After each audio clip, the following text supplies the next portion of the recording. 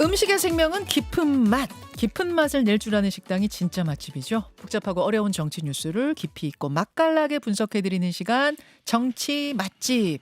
이번 주도 네 분의 정치 요리사 모셨습니다. 국민의힘의 김근식 전 비전전략실장, 박원석 전 의원, 그리고 전 민주당 상근 부대변인이자 맥 정치사회연구소의 서용주 소장, 그리고 개혁신당의 이기인 사무총장까지 어서 오십시오. 네, 안녕하세요. 반갑습니다. 네 분의 셰프가 가지고 오신 그 이슈들을 제가 미리 다 열어봤거든요.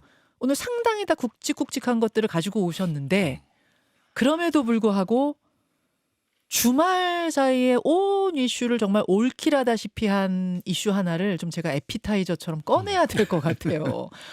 길어질까 봐 좀 걱정이 이거 꺼내면 됩니다만. 에피타이저 안 될 것 같아요. 이거 메인 디시 아닙니까? 근데 그냥 지나치기에는 이게 이슈가 정치권으로까지 옮아갔거든요. 정치인들도 SNS에 글을 쓸 정도로 좀 옮아가 있기 때문에 제가 안 다룰 수가 없습니다. 뭐냐면 바로 영화배우 조진웅 씨에 관한 겁니다. 지난 금요일에 조진웅 씨의 과거 전력이, 범죄와 관련된 전력이 언론에 보도가 됐죠. 고교 2학년 때인 1994년 특가법상 강도 강간 혐의로 형사재판을 받았고 그 때문에 소년원에서 고3 시절 대부분을 보냈다 그래요. 2003년 성인이 된 후에는 폭행 혐의로 벌금형 처분을 받았고 2004년 영화 배우 데뷔 후에는 음주운전 전과도 확인됐다. 이런 거였습니다. 조진웅은 본명이 아닌 아버지 이름인데 아버지의 이름으로 활동해온 이유가 뭐 이런 거 아니겠느냐, 언론은 그렇게 보고 있고, 고향이 부산인 것처럼 대중에게 인식이 되면서 과거가 잘 알려지지 않다가 이 피해자로부터 제보가 들어왔다고 합니다. 그러면서 이제 디스패치의 취재가 시작이 됐다. 이런 내용. 결국 조진웅 씨는 그제 은퇴 선언을 했는데 그러면서 은퇴 선언을 하면서 갑론을박이 시작된 거예요.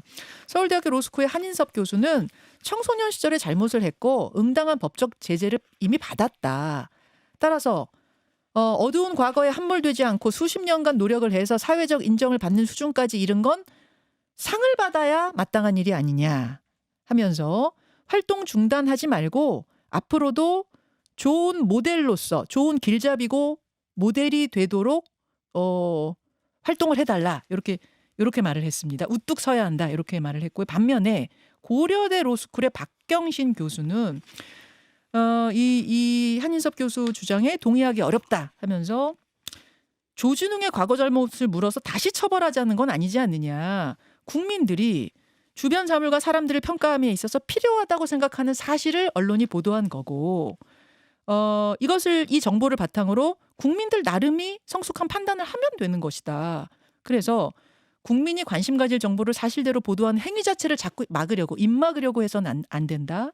인기를 끌고자 하면 거기에 맞는 노력을 해야 한다 하면서 이분은 이런 보도, 이것이 알려지고 국민들이 판단할 근거를 제공하는 것에 대해 난 찬성한다. 그리고 이제 여기에 대해서 박범계 의원, 주진우 의원 각각이 다 의견을 내놨거든요. 제 설명이 좀 길어졌죠. 자, 여러분은 어떻게 보시는가? 어떤 분이 먼저 좀 의견을 내시겠어요? 박 의원님. 일단 좀 어렵고 안타까운 일입니다. 이게 판단을 하기도 참 쉽지 않은 일인데요.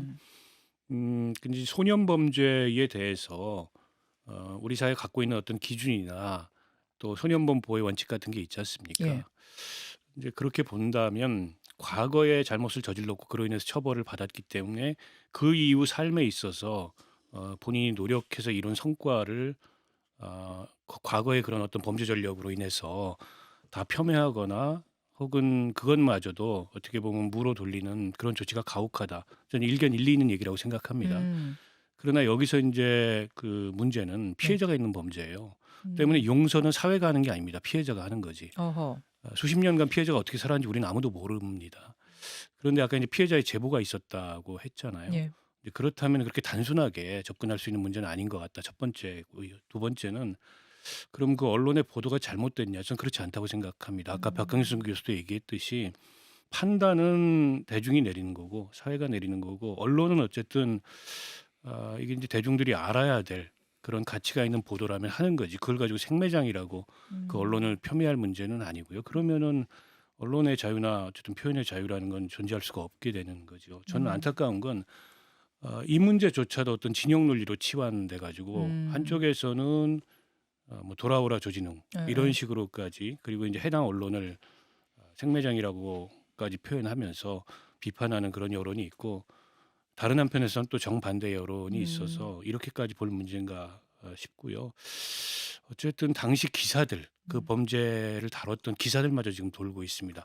그 과거가 더 94년에 깊이 파헤쳐지고 있는 상황이고 그 기사를 보고도 생각을 바꿨다라는 분들도 나타나고 있어요. 그래서 저는 판단하기 쉽지 않은 문제인데 어쨌든 피해자 생각을 좀 해야 될 것 같고요.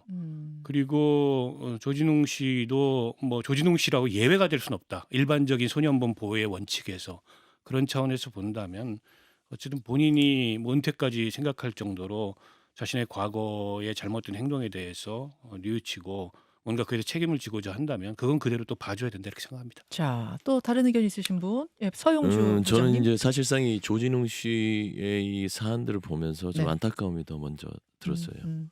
그러니까 왜 조진웅 씨가 모든 국민들의 관심사가 됐을까? 이분이 정치인인가요? 신인 배우인가요? 배우를 오래 했잖아요. 예. 그러면 오랫동안 이 배우 생활을 한 부분에 있어서 갑자기 그 피해자는 분이 배우 생활을 오래 했는데 잘 나가네. 저렇게 사회적으로 잘 나가는 배우가 돼서는 안 되라고 갑자기 생각했을까요? 저는 그렇게 생각하지 않습니다. 저는 정치적인 부분들이 오염이 되다 보니까 한 사람의 이 어떤 과거부터 시작해서 재단하기 시작하는 거. 과연 저는 이제 이런 질문을 던지고 싶어요. 조진웅 씨가 지난 30년 전에 소년범으로서 복역한 사실을 알림으로써 대한민국 사회 공익에 어떤 효과가 있을까? 이 사람이 이렇게 낙인 효과를 저는 과하게 부과됐다고 보거든요. 그러기 위해서 이 사람이 물러나고 매장당하고 난도질 당하는 것들이 그 피해자는 시원할까? 그리고 이거를 또 지켜보고 비판하는 사람들은 무슨 사회정의를 지금 우리는 세우고 있다고 생각할까? 저는 그냥 근본적인 질문을 던지고 싶어요. 문명사회라는 건 성장을 하잖아요. 그리고 기본적으로 교화라는 게 있고 갱생이라는 게 있습니다. 그러니까 우리 아이들에게 뭐 예를 들면 방황한 아이들에게 우리가 늘 얘기해요. 교회에서도 얘기하고 사회도 포기하지 마. 지금 네가 어려울 수도 있고 지금 처한 현실이 네가 사회 복귀 못하는 상황 아니야. 그러니까 다시 반복하지 말고 반성해서 다시 돌아와서 너의 길을 한번 가봐. 이제 이렇게 얘기할 수가 없는 거예요. 저는 그런 질문에 어떻게 이 사회가 대답할 건지. 저는 그런 좀 그죠?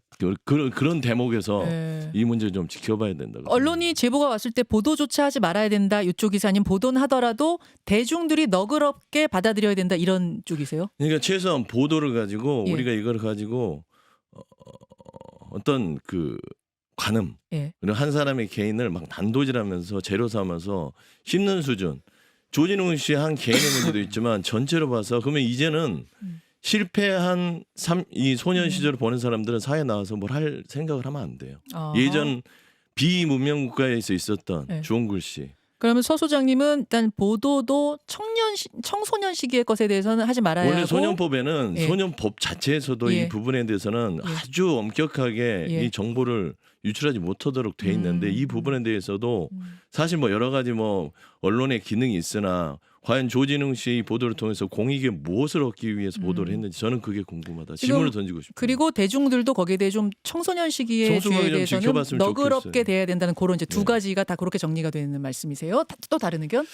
예, 뭐 어쨌든 주말에 대형 정치 이슈가 많았음에도 불구하고 이 조진웅 씨 논란이 모든 걸 덮을 정도로 좀 많은 분들이 관심이 있더라고요. 저도 어제 엄청나요.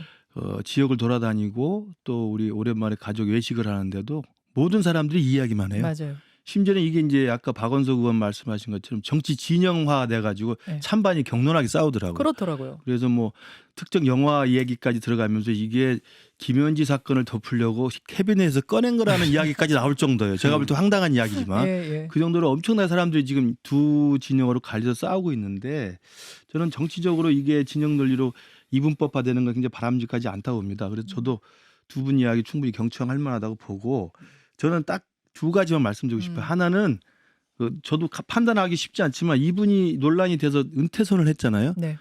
근데 그냥 쭉 입장만 나오고 저는 본인이 나와서 진솔하게 사과하는 모습, 진솔하게 피해자든 우리 국민들이든 또 은퇴해야 된다고 주장했던 사람들이 마음을 좀 풀 수 있을 정도로 진정한 반성과 사과와 성찰 이런 모습을 보여줬으면 어떻겠느냐. 그러니까 제가 항상 말씀드립니다만 장경태 의원 사건도 그렇고 어떤 일이 벌어지면 그 일에 대해서 자기 스스로 있는 그대로 정직하게 이야기하면서 문제가 제기된 것에 대해서 사과하고 반성하는 모습을 보이면 대한민국 국민은 굉장히 온정적인 사람들입니다. 그럼 다 이해하고 오히려 은퇴하지 말라고 할 수도 있어요. 근데 그 은퇴의 방식이 너무 형식적이에요. 그래서 과연 이분이 진짜 반성하고 있나라는 저는 의심이 좀 들었다는 안타까움이 들고요. 물론 반성은 분명히 우리가 장려해야 될 일입니다. 두 번째로는 이게 이제 제가 교수라서 드는 생각인데 네. 저 개인적인 이제 항상 그 고민 중에 하나인데 그 범죄를 다루는데 범죄 사회학이라는 장르가 있어요. 네네. 그러니까 범죄를 개인의 일탈이나 신체적인 욕망에서 욕망의 정도로 하는 것도 있지만 사회 구조적 모순으로 이해하려는 접근이 있습니다. 그럼 이 범죄 사회학적 접근은 항상 범죄자의 입장을 이해하는 쪽으로 갑니다. 그럴만 했을 거야. 그러니까 갱생으로 가는 거죠. 근데 여러분 영화도 많이 보시고 우리 주위에 보십시오. 네. 과연 갱생이 제대로 되는 사람이 더 많은지 갱생이라는 그 제도적 절차를 이용해서 더 악랄해지는지는 사람들이 판단하면 되는 겁니다. 저는 그 말씀만 드리고 싶은데 예컨대 그런 겁니다. 우리 보수 우파 입장에서 보면 가난한 사람은 항상 선하다. 뭐 말씀을 잘 제가 조심해서 드립니다. 노조는 항상 정당하다. 범죄자는 항상 불쌍하다.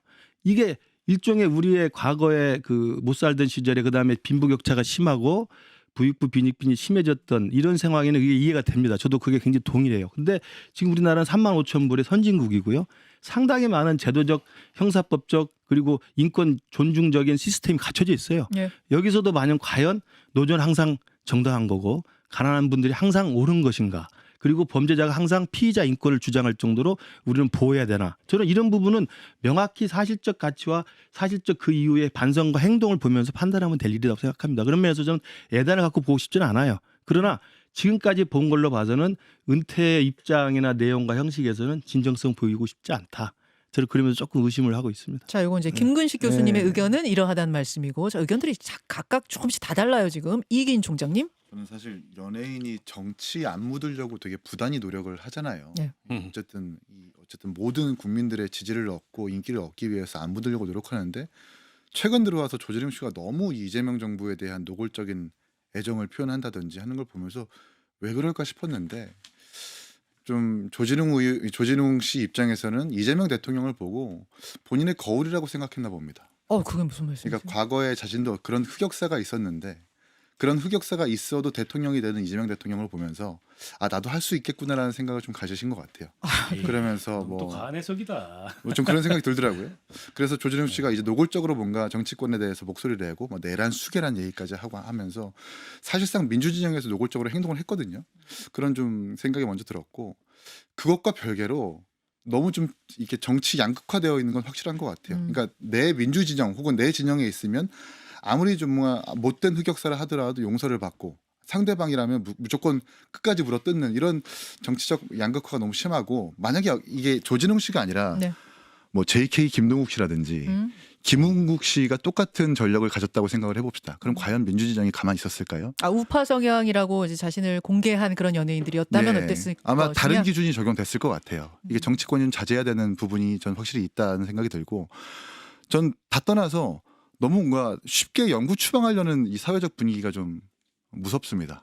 고 이성균 씨도 그렇고 고 김세론 씨도 그렇고 그런 문제가 있다고 해서 무조건 이 사람을 낙인 찍고 영구 추방하려는 이런 사회적 분위기가 점점 더 심해지고 있는 것 같아가지고 특히나 이번 사태를 보면서도 좀 매우 심각하다고 좀 보거든요. 물론 뭐 피해자가 있는 범죄를 저질렀기 때문에 문제가 있지만 이 사회의 모든 기준이라고 하는 게 그 피해자가 감정적 승인을 한다고 해서 그게 기준이 되는 것은 전 아니라고 보거든요. 그럼 이기인 총장께서는 언론 보도도 좀 부적절했다고 보시고 대중들도 조금 더 너그러워야 된다 이렇게 보시는 편이세요? 서용주 소장님 쪽이세요? 물론 뭐 대중에 대해서는 대중이 판단하겠지만 소년법에는 분명히 장래에 영향을 미치지 않는다라고 법 조항이 나와 있어요. 그렇다고 한다면 디스패치라고 하는 그 언론사도 조금 절제하고 좀 정확하게 완곡하게 표현하면서까지 보도할 수 있었는데 그게 적나라하게 보도할 필요가 있었겠는가? 또 그걸 가지고 이렇게 끝까지 뭔가 파묘하고 물고 뜯어가지고 안 배양시키려는 이런 사회적 분위기는 분명히 경계해야 되는 것 같습니다. 제가 조진웅 씨 정치적 얘기를 해서 설명을 드리면 이재명 대통령한테 잘 보이려고 뭐를 했다라는 식의 시각들 그건 좀 다른 것 같아요. 조준익 씨가 이 정치적으로 부각이 된 게 홍범도 장군 유해 관련된 겁니다. 유해를 가지고 들고 그리고 오는 이제 역할. 이 광복군들이 중앙아시아 예. 쪽에 있었는데 정말 고려인들 이 광복운동 하신 분들이 버림받아 있었거든요. 음. 그 유해들을 이제 가족이 시작하는 작업들 문재인 정부 때 했고 네. 조진웅 씨가 어찌다 보니까 본인이 배우로서 이미지가 그런 독립운동가의 어떤 삶 속에서 역할을 하다 보니 역할을 그렇게 하셨어요. 이제 그러게 네. 이제 거기에 역할을 하게 된 거예요. 사실 돌이켜 보면 문재인 정부에서 이재명 정부까지 들어서면서 그쪽에 더 있다 보니 그래 보였죠. 그러면 디스패치의 보도 자체에 다시 제가 물어보는 겁니다. 어떤 공익적인 효과를 얻기 위해서 보도를 했죠? 전 그걸 물어보고 싶어요. 조회수인가요? 아니면 뭐죠? 그다음에 두 번째 또 조진우 씨가 정치적인 부분이 없었다면 이렇게까지 30년 전에 6개월 소년범으로서 복역한 사실, 거기에 대해서 보험제에 대해서 심판을 받은 사실에 대해서 우리가 모든 국민들이 다 나서서 양쪽으로 갈려서 난도질할 일인가? 그러면 저는 우리 아이들에게 어떻게 꿈을 얘기해요? 아까 이재명 대통령처럼 뭐 그렇게 그런 형식이라서 같이 존경하는 거 아니냐? 그럼 보라가 오바마 대통령 소년 시절에 방황 안 했나요? 그러면 모든 연예인들 중에 마약 사범으로 보겠던 사람 지금 다 낙인해서 다 물러났나요? 모든 게 갱생이라는 거, 사회의 건전한 구성으로 갈 수 있는 기회를 주는 것들, 그게 우리 대한민국이 갖고 있는 건전한 사회 구조입니다. 그 똑같은 잣대가 학폭이라든지 이런 것도 똑같이 해야 된다고 보세요. 이제 학폭이라는 부분도 이게 처벌을 예. 명백하게 받았으면 그 예. 부분에 대해서 예. 다시금 안 하게 해서 다시 사회의 건전한 구성원으로 온다면 그 부분을 용인을 해주는 것들이 건전한 사회지, 그걸 미꾸라지처럼 빠져나가고 학폭에 대해서 반성하지 않고 그런다면 거기에 대해서 비판할 수 있으나 30년 전에 소년범으로 6개월을 살고 나와서 한번 제대로 잘 살아보겠다고 열심히 산 사람에 대해서 지금 와서 또 얘기를 한다. 제가 이제 학폭 질문을 드린 이유는 학폭 관련해서 연예인들이 방송계를 떠난 경우가 굉장히 많았다가 이번에 조진웅 씨 건이 터지면서 다시 그런 것들은 어떻게 볼 것인가가 좀 소환이 된 것 같아서 질문드렸고요. 아니, 저는 이게 박 이제 의원님. 예. 사회가 어떻게 보면 발전해가는 과정이 하나라고 보는데요. 갱생이 허락되지 않는 사회라는 건 바람직하지 않죠. 그러니까 범죄를 저질렀던 사람이 예. 하더라도 그에 대해 사법적 책임을 지고 반성하고 또 거듭나기 위해서 노력했다면 당연히 기회가 주어져야 되고 갱생이 허락돼야 되죠. 예.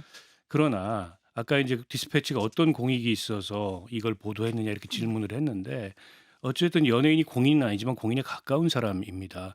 때문에 그 사람의 그 어떤 윤곽에 대해서, 현재 윤곽에 대해서 평가할 만한 요소가 있다고 보고 보도를 했다면 그건 공익이에요. 그걸 언론 탓을 해서는 안 되고, 언론이 왜 이런 어조로 이런 투로 보도를 하느냐라는 식으로까지 개입을 하기 시작하면 언론의 자유라는 게 사라진다니까요.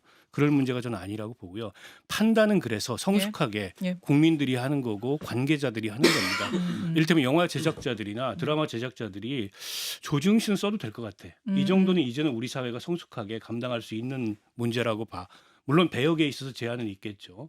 저는 그렇게 판단할 수 있다고 봐요. 때문에 이 자체가 조진웅 씨에 대한 생매장이 아니다. 그럴 의도로 보도한 것도 아니고. 결국 대중의 선택이다 그 말씀이신 그렇게 거예요? 판단하는 것 자체가 저는 지나치다라고 오케이, 생각합니다. 자, 좀 정리하겠습니다. 그러니까 이렇게 드러났으니 다시 감옥을 가시오 이건 아니잖아요. 다시 그렇죠. 법적 처벌하겠다 그런 건 아닌데 결국 대중이 어떻게 바라볼 것인가의 문제인 것 같은데. 저는 차라리 예. 이게 다시 감옥 가시보다 더 무서운 더 지금 무서운 저는 것이다. 난도질을 당하고 있다고 그러니까. 봅니다. 이거는 예. 보이는 감옥이 아니라 보이지 않는 감옥 속에 더 나아가서는 나락으로 떨어뜨릴 수 있는 그런 현상이라서 이 부분은 우리가 이성적으로 잘 어떻게 마무리를 해주느냐 이것도 필요합니다. 예를 들면 우리가 지난 고 이성균 배우도 예. 보고 많은 이 공인이라고 하는 연예인들을 봤어요. 예. 대중의 사랑을 먹고 살다가 갑자기 이런 일에 휘말려서 한 사람의 개인 프라이버시가 난도질이 당하면서 극단적인 선택까지 갈 수 있는 거 그런 걸 즐기는 사람들도 있어요. 저는 거기까지 가서는 안 된다. 알겠습니다. 좀 제가 정리를 다시 해보자면 저도 들으면서 좀 정리가 되네요. 저도 되게 복잡했거든요. 저는 한마디만 들면 끝이 이게 안 나네요. 연예인이나 정치인이나 저는 둘 다 공인이라고 봅니다. 예. 여기 계신 분들도 개인적인 사생활이나 밖에 나가서 움직일 때 행동거지 조심하잖아요. 말 한마디 조심합니다. 가족들 정말 조심스럽고 저는 연예인도 국민들의 사랑을 받고 사는 사람들이기 때문에 충분히 그런 의무가 있다고 봅니다. 책임이 있다고 봅니다. 그런 면에서 과거로부터 자유로울 수는 없다고 보고요. 지금 이게 아마 모르겠어요. 이게 진영으로 갈리는 건 정말 안타까운 일이긴 합니다만 조진웅 씨를 옹호하는 쪽에서는 그러니까 민주당이나 우리 국민의힘도 있습니다만 정말 엄청난 죄를 저지르고 또 엄청난 나쁜 짓을 해놓고도 당당하게 진영 논리에 그냥 편승해서 뭉개고 가는 정치적 지금 풍토가 많잖아요. 대표적인 게 이재명 대통령이라고 말을 안 할 수가 없잖아요. 이제 그런 상황에서 이분들 이 조진웅 씨 논란조차도 그 진영 논리로 우리가 가서는 안 된다는 말씀을 분명히 드리고, 그렇기 때문에 제일 중요한 건 반성이 정말 얼마나 진정성 있게 됐느냐가 제일 중요한 기준이라고 봐요. 저는 우리 정치인들도 그래요. 논란이 되는 사람이 정말 진정성 있게 반성하면 저는 다 용서할 수 있습니다. 받아들일 수 있어요. 과연 조진웅 씨가 이런 엄청난 사건에 휘말렸을 때 은퇴 선언문 띡 입장문 하나 내고 끝났느냐, 아니면 지금이라도 나와서 정말 눈물 흘리면서 내가 갱생을 위해서 얼마나 노력했는지 처절하게 보여주느냐, 그건 진정성 없어 안 보이는 거거든요. 저는 그런 모습에서는 진정성은 아직까지는 제 개인적인 입장 찾아보기 힘들다는 안타까움이 있다는 거예요. 자, 아우, 이렇게 여러분 뜨겁습니다. 사실은 조금 이렇게 나눠보면, 그러니까 청소년기에 연예인이 또 뭐 공인이 저지른 과오에 대해서 언론은 보도를 알게 됐을 때 보도를 할 것이냐 말 것이냐, 요게 이제 하나 쟁점인 것 같고, 한다고 쳤을 때, 하는 게 가능하다라고 쳤을 때, 그럼 대중들은, 국민들은 그들을 너그럽게 받아들일 것이냐 아니냐, 또 요 문제가 이제 나뉘는 것 같아요. 이렇게 나눠서 볼 수 있는 것 같아요. 여러분은 어떻게 생각하십니까? 이게 이제 조진웅 씨 건으로 인해서 전에 과거 학폭으로 보도가 막 됐고, 또 연예계 생활을 마무리했던, 또 뭐 스포츠 선수 생활을 마무리했던 많은 경우들이 다 수면 위로 올라오면서 어떻게 할 것인가, 이런 화두가 우리 사회에 좀 던져진 것 같습니다. 여러분의 생각도 이참에 한번 정리해 보시죠. 자, 제가 메인 디시 됐어요. 이게 메인 이슈 아닌가요? 20분 지나갔는데요. 그래서 의미 있는 토론이었다고 저는 예, 생각해요. 그럼요. 예, 예. 생각해 볼 만한 의미 있는 토론이었다고 생각해서 조금 길게 진행을 했고, 자, 뚜껑 이제 열겠습니다. 메인 디시 뚜껑 이제 열겠습니다. 어느 분부터 가셔야 돼요? 자, 순서대로 한번 네. 가보죠. 서영주 셰프부터 열어볼까요? 네. 예. 오늘의 메인 요리 예. 뒤늦게 좀 쉽긴 했는데 뒤늦게, 예. 찐윤도 등 돌린 장동혁 체제, 이걸 원래 제가 그 똥 묻은 게 된 장동혁 체제 이렇게 하려고 했다가 아, 똥 묻은. 이게 이제 제 그게 아니라 그 윤한홍 의원이 했던 워딩 윤한홍 의원 워딩이에요. 워딩이에요. 제 예. 워딩이 아니라 그렇게까지 소리를 들을 정도의 어떤 그 궁지에 몰린 장동혁에 대해서 얘기하려고 자, 가져왔습니다. 이거 영상 보겠습니다. 윤한홍 의원이 지도부 면전에서, 장동혁 대표 면전에서 한 이야기 들어보시죠. 우리 당 지지율은 꽈락 수준에서 변동이 없습니다. 왜 그렇겠습니까? 우리 당에 대한 비판, 우리가 비판할 자격을 갖추지 못했다고 판단하는 그런 국민들이 더 많기 때문입니다. 똥 묻은 개가 겨 묻은 개 비판하는 꼴이니 우리가 아무리 이재명 정부를 비판해도 국민들 마음에 다가가지 못합니다. 백약이 무효입니다. 요 얘기를 했을 때 장동혁 대표 얼굴은 지금 안 보여주셨죠? 예, 얼굴이 어땠죠? 잿빛이었습니다. 그러면서 아니 찐윤 윤한홍 의원이 저런다고? 예를 들어서 김근식 교수가 그랬으면 우리가 뉴스가 별로 안 됐을 거예요. 원래는 계속 비판적인 입장이셨으니까. 근데 친윤 윤한홍 의원 저랬다고? 도대체 국민의힘에 무슨 일이 벌어지고 있는 거야? 이제 요게 궁금한 거고요. 잠깐만 기다려 주십시오. 김근식 셰프 뭐 예, 가져오셨습니까? 제가 오늘 가져온 요리는 좌초된 정청래 룰입니다. 자, 1인 1표제 중앙위원회 표결이 무산됐습니다. 사실 부결됐습니다. 그 후에 정청래 대표의 발언 듣고 오시죠. 1인 1표 당원 주권 당 개정안이 이렇게 부결되어 거듭거듭 당원들께 사과의 말씀을 드립니다. 중요한 것은 꺾이지 않는 마음이라고 생각합니다. 이재명 정부의 국민주권 시대에 걸맞는 당원 주권 시대에 대한 열망은 여기서 멈출 수 없습니다. 강물이 바다를 포기하지 않듯이 1인 1표 당원 주권 정당의 꿈도 여기서 포기할 수는 없습니다. 자, 여기서 중꺾마가 나왔습니다. 오랜만에 중꺾마. 중요한 건 꺾이지 않는 마음. 아니, 다들 통과될 거라고 봤었거든요. 왜냐면 한 번 연기를 했고, 그 다음에 1인 1표제의 그 취지에는 다 공감한다, 이렇게 얘기를 했기 때문에 통과되지 않겠느냐 했는데 웬걸요? 부결이 됐어요. 도대체 민주당에선 또 무슨 일이 벌어지고 있는 건가? 이거 들여다보겠습니다. 박원석 셰프님. 예, 오늘 제가 가져온 이슈는 위헌 논란에 발목 잡힌 내란 전담 재판부입니다. 내란 전담 재판부, 요거에 관해서 민주당 조승래 사무총장 발언 듣고 오죠. 내란 세력에 대한 근본적이고도 신속한 청산을 요구하는 국민의 요구를 받들어서 내란 전담 재판부 설치를 차질 없이 진행할 것이고 위헌성 시비라든지 또 이런 것들에 대한 걱정을 하시는 목소리가 분명히 있는 건 사실입니다. 그래서 당연히 처리 직전까지 그 문제에 대한 면밀한 검토를 진행할 것이고 그런 걱정들을 불식하는 방향으로 검토하고 필요한 보완도 하고 할 것이다 이렇게 말씀을 드리겠고요. 요 무슨 얘기하고 싶으신 거예요, 박 의원님? 요거 관련해서는. 지금 대통령실하고 당에서도 위헌 논란을 최소화하는 식으로 법을 좀 수정하겠다 네, 이렇게 네. 의지를 최근에 표했는데 최소화로 안 됩니다. 위헌 논란이 없어야 됩니다. 자칫 이게 내란 재판 전체를 망가뜨릴 위험성이 너무 크다. 그 그런 점을 좀 경계하고 얘기하시려고요. 싶습니다. 잠시 기다려 주십시오. 이기인 사무총장님. 네, 제가 오늘 가져온 이슈는 청탁 잘 들어주는 현지 누나입니다. 아, 요거는 영상이 없더라고요. 예. 아니, 사진을 안 들어주던데. 밥 잘 사주는 예쁜 누나 패러디했는데 어쨌든 뭐 이게 잊을만 하면 저희가 김현지 실세 이게 항상 등장하니까 저희가 다루지 않을 수가 없어가지고 가져왔습니다. 예, 현지 누나 훈식이 형 건 네. 요거를 다시 한번 좀 들여다봐야겠다 하고 가지고 오셨습니다. 요렇게 따끈따끈 했는데 조금 식었어. 20분 지나는 동안. 네. 근데 여전히 뜨거운 이 4개의 이슈. 우선 지금 본방송에서 다룰 수 있는 게 한 10분 정도 되거든요. 국민의힘에선 무슨 일이, 민주당에선 무슨 일이, 요거까지 하고 댓글쇼로 넘어갈게요. 자, 국민의힘에선 무슨 일이 있는 겁니까? 지금 김현식 교수님. 저도 전화를 많이 받았습니다. 예. 도대체 어떻게 가는 거야? 어떻게 가는 거예요? 어떻게 되는 거야? 지금 저도 지금 사실 잘 모르겠습니다.